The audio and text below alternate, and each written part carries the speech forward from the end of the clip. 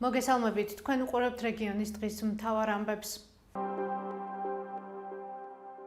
ახალქალაქის მუნიციპალიტეტის სოფელ კორხში სარწყავი წყალსაცავი ეგრეთ წოდებული საგუბარი დაინგრა და მიმდებარედ 50 ჰექტრამდე ტერიტორია დატყორა. მათ შორის მინდვრები და მოსახლეობის მიწები. ინფორმაციას სოფლის განვითარების სააგენტოს სამცხე-ჯავახეთის რეგიონალურ სამსახურში გვიდასტურებენ. შემთხვევა 6 მაისს წყალდიდობამ გამოიწვია. როგორც ადგილობრივები ჯინიუსთან ამბობენ, ნათესები მთლიანად განადგურდა, ხოლო მიწები ხელახლა დასათესად გამოუსადეგარი გახდა. მოქალაქეები ზარალის ანაზღაურებას ან კარტოფილის და სხვა პროდუქტის დასათესად ალტერნატიული მიწის ნაკვეთების გამოყოფას ითხოვენ. მოსახლეობის თქმით, წყალსაცავს სარწყავად 10 წლის განმავლობაში იყენებდნენ. მედიის ცნობით, წყალსაცავიდან მინდვრებში თევზიც გადმოყარა. რაოდენობის ზარალი მიადგა მოსახლეობას და აპირებს თუ არა ახალქალაქის მერია მათი ზარალის ანაზღაურებას. ახალქალაქის მერიაში ჩვენ ზარებს არ პასუხობენ. სოფლის განვითარების სააგენტოს სამცხე-ჯავახეთის რეგიონალური სამსახურის ცნობით დატბორილია 50 ჰექტრამდე ტერიტორია და ზარალის შესწავლა ამ დრომდე მიმდინარეობს და დამატებითი დეტალები მოგვიანებით გახდება ცნობილი. რაც შეეხება კომპენსაციას, როგორც აქ გვეუბნებიან, სააგენტო მათ კომპენსაციას ვერ გადაუხდის და ეს მუნიციპალიტეტმა უნდა გადაწყვიტოს, თუმცა არც მერიაში და არც სამხარეო ადმინისტრაციაში ჩვენ ზარებს არ პასუხობენ. არ პასუხობს არც ქართული ოცნების დეპუტატი ჯავახეთიდან სამվել მანუკიანი. რას აკეთებს სახელმწიფო იმისთვის, რომ მოსახლეობამ თავიანთი ნათესები დააზღვიოს. როგორც სააგენტოში გვითხრეს, სოფლის რწმუნებული ყოველწლიურად ავრცელებს სადაზღვეო პროგრამების შესახებ ინფორმაციას. თუმცა დარგის სპეციალისტების შეფასებით მოსახლეობაში დაზღვევის მნიშვნელობისა და შესაძლებლობებზე ცნობიერება კვლავ დაბალია. მათივე თქმით, საჭიროა სახელმწიფომ ამ მიმართულებით მეტი რესურსი გამოყოს. დაზღვევა ყველა ვარიანტში მნიშვნელოვანია, იმიტომ რომ იხდი ძალიან მინიმალურს, მით უმეტეს, როდესაც სახელმწიფო შემოდის შენი სადაზღვეო პაკეტის წილში და 50%-ს სახელმწიფო გიფარავს იმ სადაზღვეო თანხის, თუმცა კიდევ ამბობ, ეს კონკრეტულ კულტურებზე, კონკრეტულ მუნიციპალიტეტებზე სხვადასხვა იყო და ეს არის დეტალურად გასავლელი, ვთქვათ, რომელზე რა იყო, მაგრამ რა თქმა უნდა, კიდევ ერთხელ ვამბობ, დაზღვევა ჯობია დაუზღვევლობას.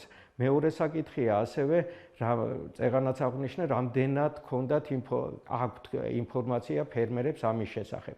მე როგორც თქვენგან ვიცი, აქ იყო საუბარი, რომ სოფლის რწმუნებული თუ მხარის რწმუნებული თუ ასე შემდეგ აწვდიდა მათ ამ ინფორმაციას, მაგრამ ესეც ცოტა ძველი დროა, ხო, აწვდიდა ამ ინფორმაციას, არ ვიცით რამდენად მიაწოდა ან არ მიაწოდა. დაოქმებული აქვს, რომ ამის შესახებ ჩაატარა მოსახლეობასთან შეხვედრა, არა აქვს.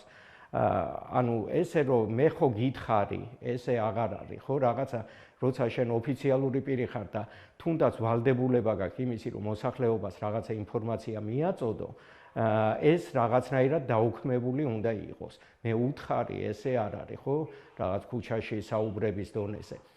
ეს ერთი და მეორეც რო ავიღოთ ექსტენსიის პროგრამები, რომელსაც ახორციელებს სახელმწიფო, ამ მათაც აქვთ ეს ვალდებულება, რომ აი სწორედ ექსტენსიის პროგრამით და ხელმისაწვდომობა გახადონ იმ სადაზღვეო პროგრამებზე ინფორმაციის, რომელიც უნდა ჰქონდეთ ფერმერებს.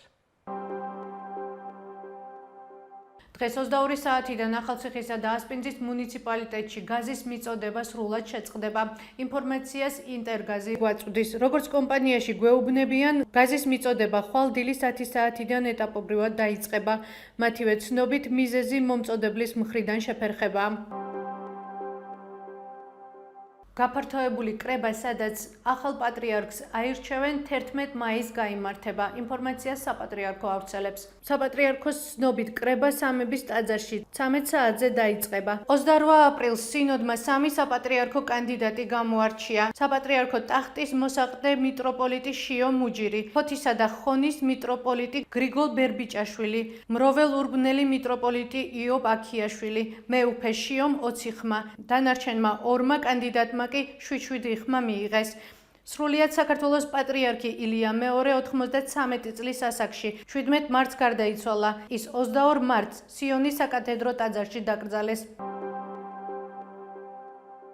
ნარკოდანაშაულის ბრალდებით თერჯოლაში ერთი პირი დააკავეს. მას ბრალად ედება განსაკუთრებით დიდი ოდენობით ნარკოტიკული საშუალების უკანონო შეძენა, შენახვა და რეალიზაციის ხელშეწყობა. ინფორმაციას შსს ავრცელებს. ამავე წყაროს ცნობით, სამართალდამცველებმა წარსულში ნასამართლევი პირი პირადი და დროებითი საცხოვრებელი სახლის ჩხრეკისას სარეალიზაციოდ გამზადებული მეთადონი და დაფასოვებისთვის საჭირო მასალები ნივთკიცებად ამოიღეს. ფაქტთან დაკავშირებით გამოძიება სისხლის სამართლის კოდექსის 260 და 260 კვარტა მუხლით მიმდინარეობს, რაც 20 წლამდე ან უვადო თავისუფლების აღკვეთას ითვალისწინებს. ანსამბლი ქართული ხმები 6000 ლარად ბორჯომის დაბა წაღვერში ღონისძიებაზე იმღერებენ. ინფორმაცია სახელმწიფო შესყიდვების სააგენტოს ვებგვერდზეა გამოქვეყნებული. დოკუმენტის მიხედვით 11 მაისს წაღვერში დაგეგმილია ლიტერატურულ-მუსიკალური ღონისძიება, სადაც ზემოთ ხსენებული პირები იმღერებენ. ბორჯომის გარდა ქართული ხმები მოიწვია ახალციხის მერიამაც. 10 მაისს ახალციხეში ტურისტული სეზონის გახსნასთან დაკავშირებით ღონისძიებაზე მოწვეულ მომღერლებს 15000 ლარს გადაუხდიან.